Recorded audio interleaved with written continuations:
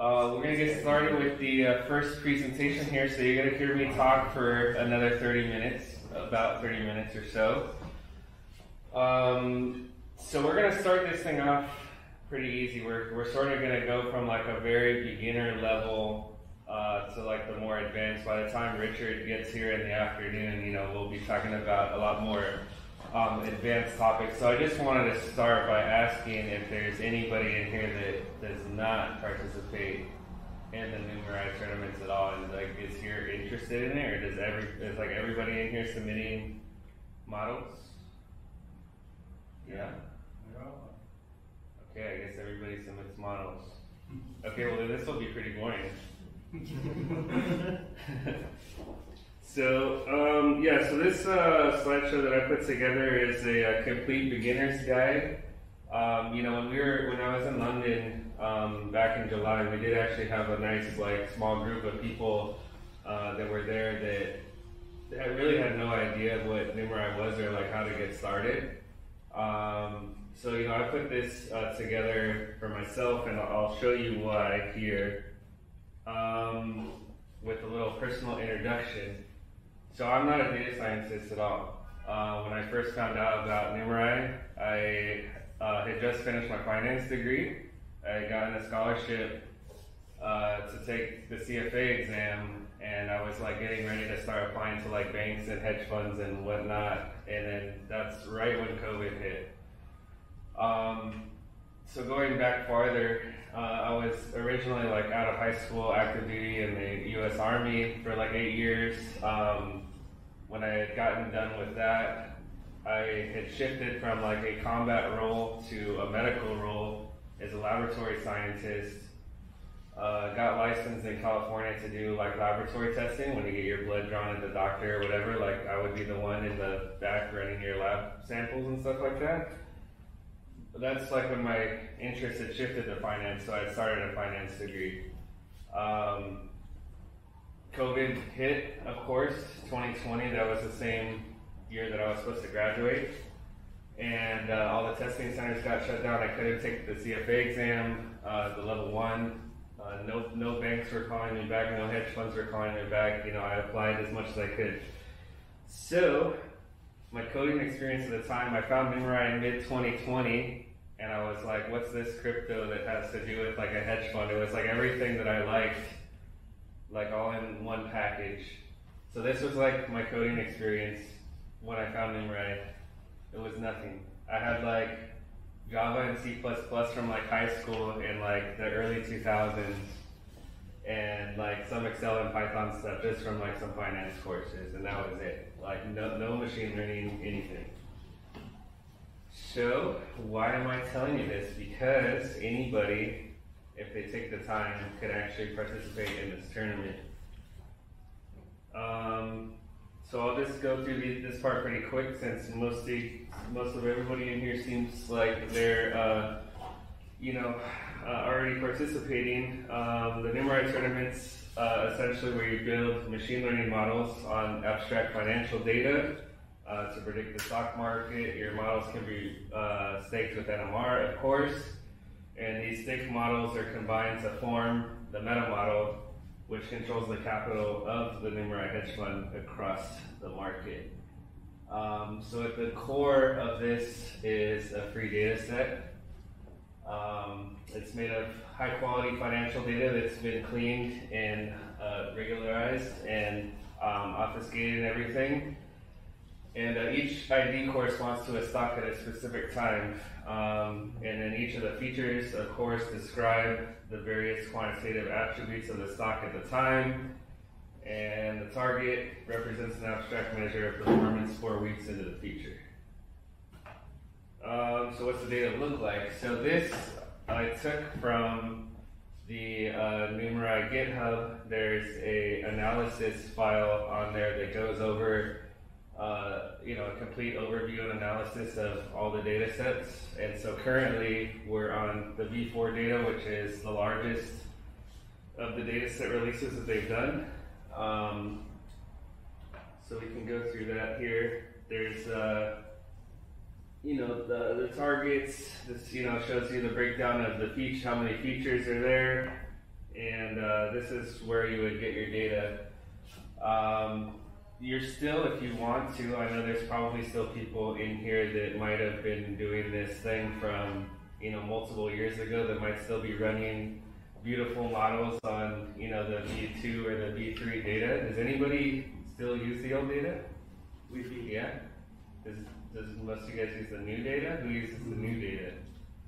Yeah? Only new data or both? Only new data. Okay, that's good. Cool.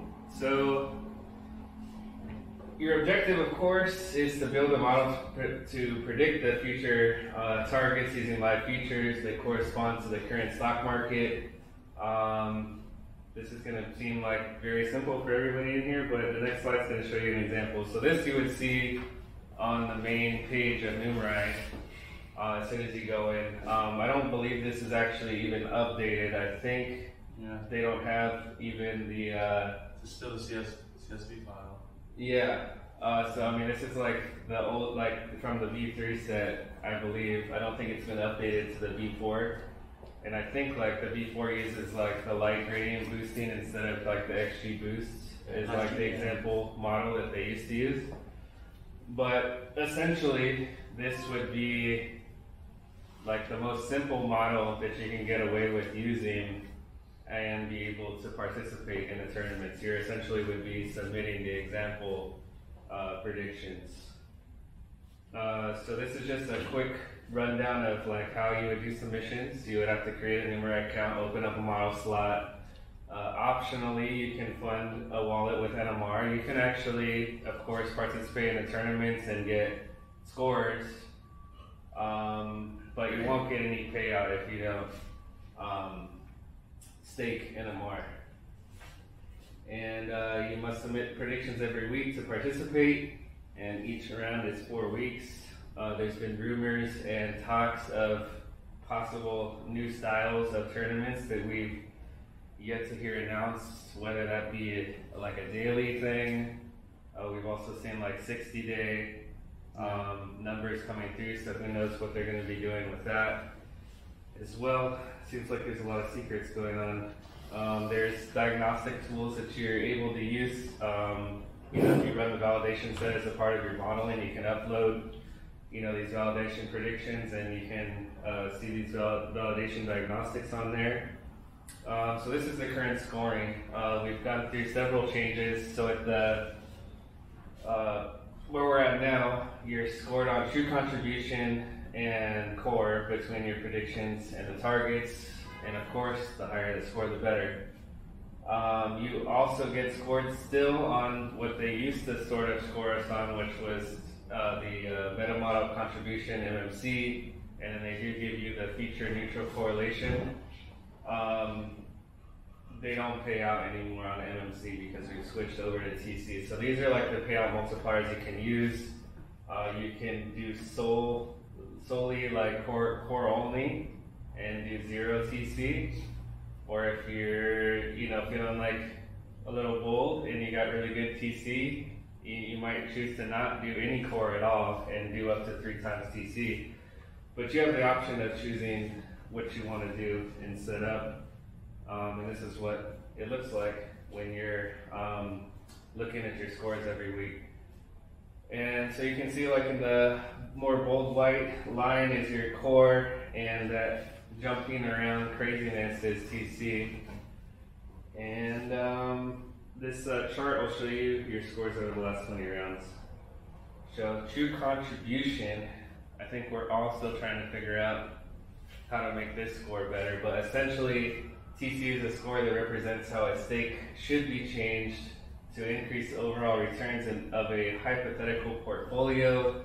Each model that submits on-time predictions will receive TC and can choose to be paid, or they'll get burned based on you know, what they set up for their TC payout. Numerai combines the submitted predictions, blah blah blah. I'm not going to actually just read this whole thing off to you guys. You can read it. But essentially, we have this whole new way that they're grading us. Once everything goes through their optimizer, you know, it gets fed back, and then they're able to see and score us on what's called true contribution, which is how stakes should be changed to increase overall predictions. So we're still trying to figure this one out. Here's a nice little graphic to make things easier because it's sort of a little bit hard to explain, but essentially it's like a revolving feedback loop, and once everything, your models get put in, you have your stakes and it goes to the optimizer and you get the portfolio returns. It measures your scores and it shoots that back to the models. So the main question is, how do you optimize for TC? So there's been a couple of metrics that Numerai sort of helped a bit. There's a couple of forum posts written about this. There's been a few metrics that seem to act as good indicators for TC, but it's not always 100% true all the time. Currently, the FNC v3 seems to be the best indicator, and Michael Oliver, who's one of the Numerai researchers, wrote a really long post on this subject. So if you are having some issues with TC and you haven't read through Mike Oliver's post and then also all the comments and stuff below that, I would have you go in and read that because it's very helpful. So there's a lot of people that are still struggling with this. This is I'll go through this a little bit quicker because we're sort of running out of time, but this is a FNC. It's a correlation of a model with a target after its predictions have been neutralized to all Numerai features. This is just a helpful metric that you can use to be able to try to get that higher TC. A model that uses a diverse set of features and still correlated with the targets will have a high FNC. So essentially it's more likely to have a more consistent performance over the long term. There's also a lot of posts about that in the forums as well. This is what wasn't used before, and this was a calculation. Essentially the meta model, you were trying to create just unique models. It didn't really matter how that was scored off of the portfolio returns after it went through the optimizer. It more gave you a measure of like how unique your model was compared to everybody else. So you could essentially have a model that's super unique and give really bad predictions, but because it's unique, you might have a negative correlation but a high MMC. So essentially that's why I think Numerai wanted to come up with a way to be able to give a better scoring that would actually help their fund in the long term, because they want to actually measure how your model is actually helping their portfolio itself based on what stake you have placed in. So here's just a list of tips for new people or people just getting started that I feel helped me a lot when I first got started, reading everything in the Numerai docs, reading everything in the forums, like getting in the Rocket Chat, getting to know people.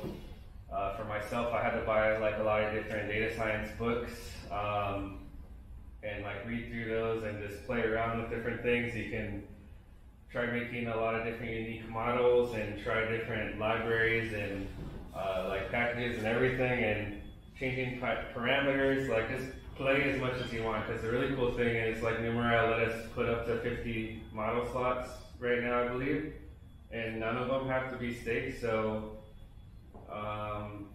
I would say just experiment as much as possible. And for me, like I waited almost like the full 20 rounds when I first got started before I staked anything.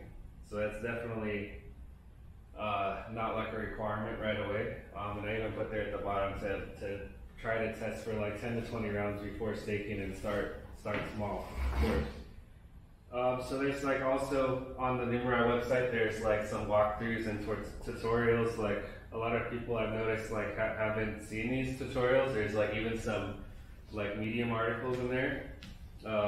There's links to like the example scripts and to the API clients.